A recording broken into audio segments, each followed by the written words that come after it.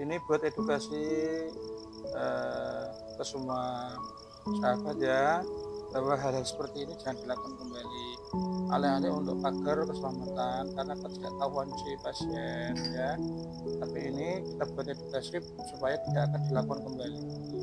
Karena apa? Jimat-jimat seperti ini ya, jimat-jimat seperti ini bungkusan-bungkusan ini namanya bukol, mungkin ini minyak ya, mungkin ini minyak menawi ya, ini tidak boleh, ini sama ikatan justru akan berbalik arah, membuat keluarga sakit-sakitan, membuat perjodohan akan terganggu, cerai, perceraian, seorang juga akan kesumbat ya, naudzubillah.